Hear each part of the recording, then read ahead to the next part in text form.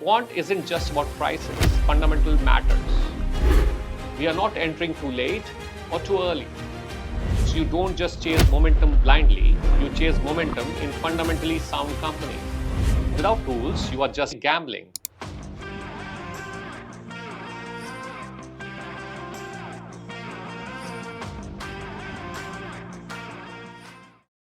The easiest way to lose money in the stock market is to open your favorite stock brokerage app, scroll through the stock tickers, and instantly make a decision to buy a stock with your hard-earned money based on what's trending.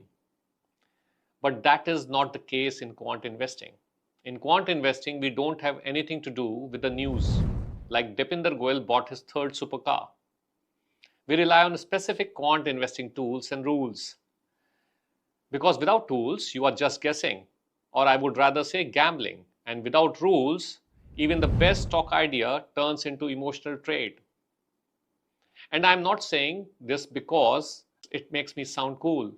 But with my 20 years of experience in investing, learning the process, losing my money, and establishing a proper quant investing system, I'm able to share this knowledge with you. So why tool matters? Think about a pilot flying an airplane. Would you want him to fly purely on gut feeling or using the cockpit instruments? Markets are no different. Your quant tools are your instruments. They help you decide when to enter, when to exit, and how much risk to take. Today, let's talk about the basic tools that form the backbone of quant investing in India and how you can make use of them to start building simple rule-based strategies. Categories of quant tools. We basically have three categories: technical indicators, fundamental, and sectoral.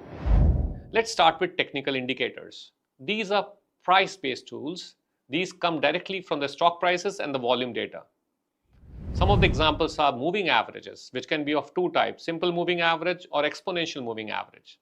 It smooths out the price trend. And what kind of rule you can build? Buy when stock prices is greater than 200-day moving average. Second kind of tool can be a relative strength index, which is also called RSI. It is a measure of overbought and oversold indicator. Rule can be when RSI crosses above 30, buy, and when it crosses above 70, sell. Third type of indicator can be MACD, which is a moving average convergence divergence. It tracks momentum shift. Example can be a 5-day moving average cutting from below a 200-day moving average. It talks about a higher momentum in the short run. Bollinger Bands. It captures volatility, mean reversion opportunities. In India, technicals work especially well because retail investors create strong momentum and reversal patterns. Let's move to the second kind of data and indicators. These are the fundamental filters. Quant isn't just about prices, fundamental matters. There are a number of fundamental factors like valuation metrics, price to earning, price to book value, EV to EBITDA.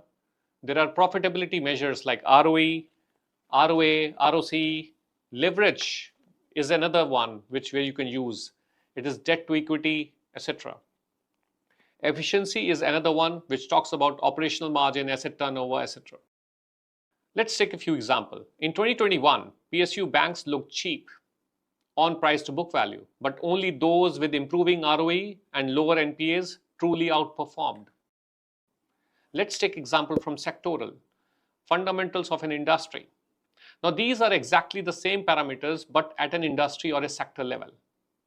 Examples being valuation metrics, profitability, leverage, efficiency, etc.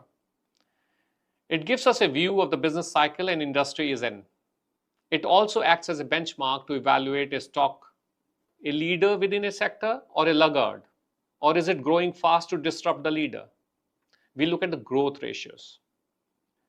Real effort lies in how we combine these three to create an investment strategy which finds good quality stocks from the sector in their uptrend of business cycle and also at the right time. We are not entering too late or too early. Here is an example strategy. Let's pick up a stock universe. Nifty 500 stocks. Buy stocks when its price is greater than 200-day moving average. This acts as a trend filter. Pick up stocks with ROE greater than 15%. It acts as a quality filter. Pick up stocks with debt to equity less than 0.5. It acts as a safety filter. This ensures you don't just chase momentum blindly, you chase momentum in fundamentally sound companies. Now, how can you apply this as an Indian investor? Well, there are a lot of free tools available like Screener, NSE website, TradingView. There are some intermediate tools like Python, R for backtesting. And finally, pro level like proprietary IntelliInvest Quant engine built on a multi-factor model, which you can also leverage. Let me know in the comment section if you would like me to cover any of these in detail. You don't need to start with complex coding. Even a simple Excel model with 2 to 3 rules can outperform an emotional buy and sell approach. So how does IntelliInvest does it? At IntelliInvest, we have built rule engines that combines hundreds of factors across technical, fundamental, sectoral, and macro data. So we come to the section where we need to address the common pitfalls which we should avoid. Number one is too many indicators. We think that more rules is a better strategy. It's not necessarily true. Focus on 2 to 4 robust rules. Number two is overfitting. Designing rules that worked perfectly in the past but fail in the future. Number three is ignoring cost and liquidity. Brokerage, slippage, bid-ask spread matters. They eat into your profit. Avoid illiquid small caps with high impact cost. Number fourth is not testing across cycles. A tool that worked in bull runs may collapse in a bear market. Always backtest across at least 5 years, if not 10. Let's take up a simple case study. A hybrid screen. Let's design a simple India-focused quant tool. The stock universe is Nifty 500. Price is greater than 200-day moving average. ROE greater than 15. Debt to equity less than 0.5.